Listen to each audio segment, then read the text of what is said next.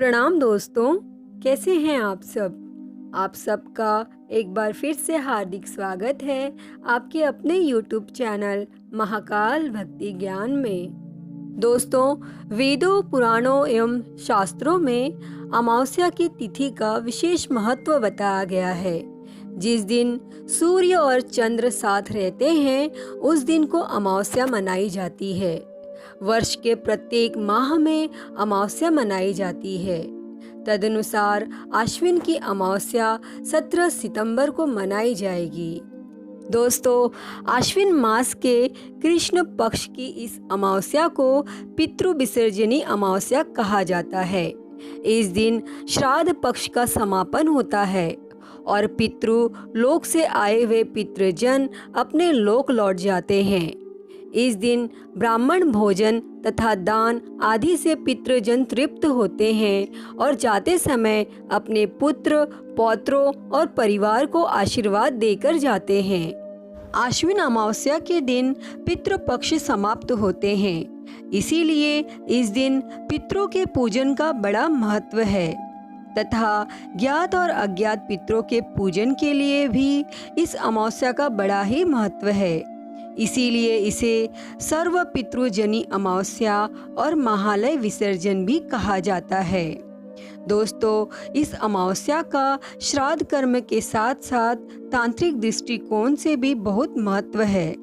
आश्विन अमावस्या की समाप्ति पर अगले दिन से ही शारदीय नवरात्र प्रारंभ हो जाते हैं और माँ दुर्गा के विभिन्न रूपों के आराधक और तंत्र साधना करने वाले इस अमावस्या की रात्रि को विशिष्ट तांत्रिक साधनाएं करते हैं। दोस्तों, आश्विन अमावस्या के दिन पितरों को विदा करने की अंतिम तिथि है। अगर कोई श्राद्ध तिथि में किसी कारण से श्राद्ध न कर पाया हो या फिर किसी श्राद्ध की तिथि मालूम न हो तो सर्व पितृ श्राद्ध अमावस्या पर श्राद्ध किया जा सकता है। तो आइए अब सुनते हैं इस तिथि के महत्व की एक पौराणिक कथा। तो आप सभी से विनम्र निवेदन है कि यह कथा अंत तक जरूर सुने।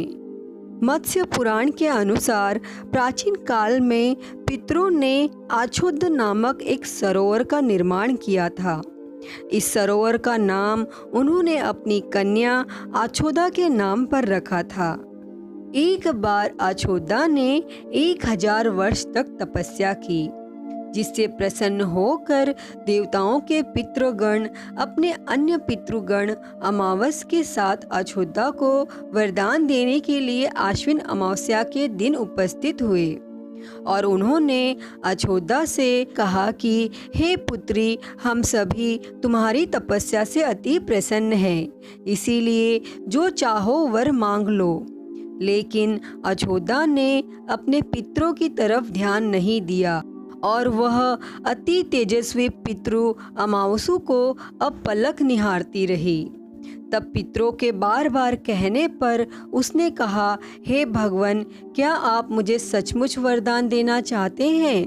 तब इस पर तेजस्वी पितृ अमावसु ने कहा कि हे आछोदा, वरदान पर तुम्हारा अधिकार सिद्ध है, इसीलिए निसंकोच होकर कहो।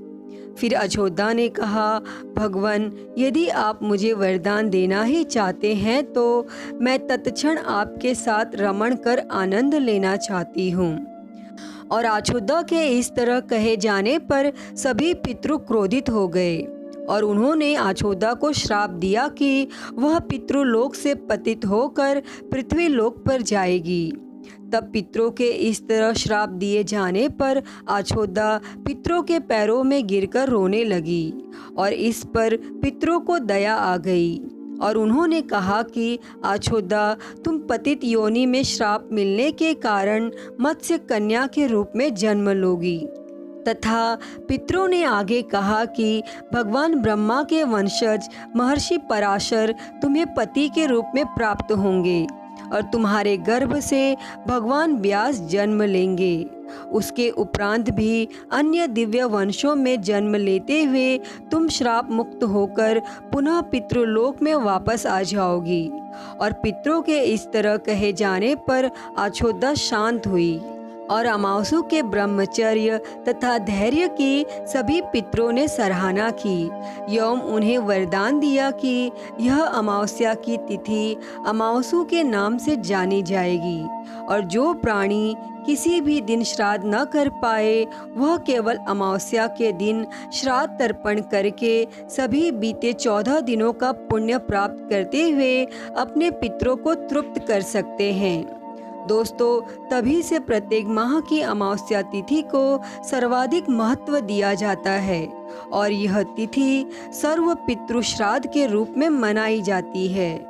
और हाँ दोस्तों, उसी पाप के प्रायश्चित हेतु द्वापर युग में यही आछोदा महर्षि पराशर की पत्नी एवं वेद व्यास जी की माता सत्यवती बनी थी और तत्पश्चात समुद्र के अंशभूत शांतनु की पत्नी हुई और 2 पुत्र चित्रांगद तथा विचित्र वीर्य को जन्म दिया था और इन्हीं के नाम से कलयुग में अष्टका श्राद्ध मनाया जाता है।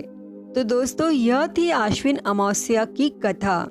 अगर आप सभी को ये वीडियो पसंद आई हो तो प्लीज़ लाइक करें, शेयर करें, कमेंट करें और मेरे चैनल को सब्सक्राइब कर नोटिफिकेशन बेल को ज़रूर ऑन कर ले। हर हर महादेव। धन्यवाद।